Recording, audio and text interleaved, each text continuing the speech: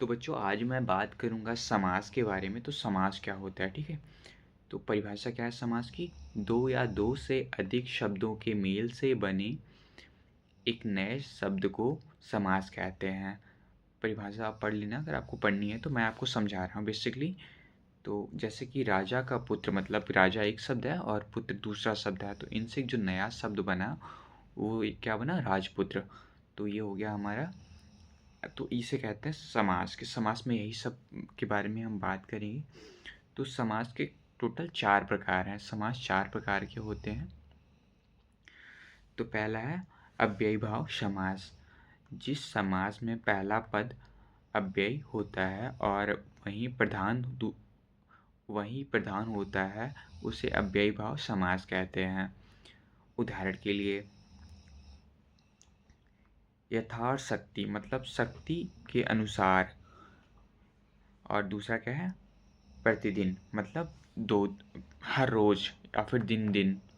तो दो शब्द को मिला, दो दिनों को मिला के बोल सकते हैं प्रतिदिन, या कई सारे दिनों को मिला के बोल सकते हैं प्रतिदिन, ठीक है। सॉरी, देख नहीं पाए तुम लोग। तो यहाँ पे अब आ गया तत्पुरुष समास, ठीक है। तो जिस समास में उत्तर उत्तर पद प्रधान होता है और पहला पद उसका विशेषण होता है, उसे तत्पुरुष समास कहते हैं। तत्पुरुष समास के काफ़ी सारे भेद हैं। यहाँ पे देखो, कर्ण तत्पुरुष, कारक तत्पुरुष, संपादन तत्पुरुष और अपादान तत्पुरुष, समंत तत्पुरुष, अधिवक्ता तत्पुरुष। तो यहाँ पे क्या लिखा हुआ है? उदाहरण देखो। जलपान मतलब जल और कुछ खाना, मतलब जल और पानी। तो यहाँ पे हो गया जलपान। जब कोई घर पे आता है तो बोलते हैं ना, जलपान करा दो, ऐसा कुछ। और यहाँ पे देखो दूसरा उदाहरण है इसका, देवालय मतलब देवों का आलय, मतलब जहाँ देव मतलब होता है भगवान, आलय मतलब एक स्थान जहाँ पे वो रहते हो, तो देवालय हो गया। जैसे होता है ना शिव का शिवालय, वैसे ही है देवालय। अब आ जाते हैं हम द्वंद्व समास में। तो जिस समास में दोनों पद समान रूप से प्रधान होते हैं, उसे द्वंद्व समास कहते हैं। उदाहरण के लिए देखो, राम और सीता को लिए हैं, दिन और रात को लिए हैं, सुख और दुख को लिए हैं। तो यहाँ पे राम सीता हमारे लिए समान है, ठीक है। और दिन रात भी समान है। अगर सुबह मतलब एक टाइम दिन होता है, एक टाइम रात होती है। बहुब्रीहि समास। तो बहुब्रीहि समास क्या है?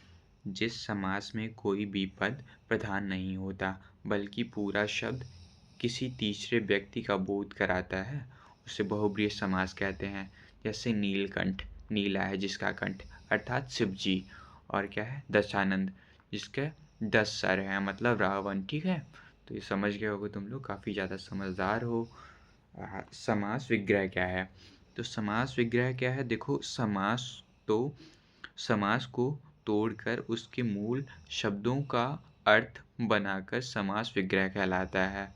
जैसे राजपुत्र, मतलब हमने पहले क्या किया? पहले हमने उस शब्द को जोड़ के एक नया शब्द बनाया, फिर उसको हम तोड़ रहे हैं समास विग्रह में। तो यहाँ क्या लिखा हुआ है? राजपुत्र। तो राजपुत्र को जब हमने तोड़ा तो राजा का पुत्र बन के आया।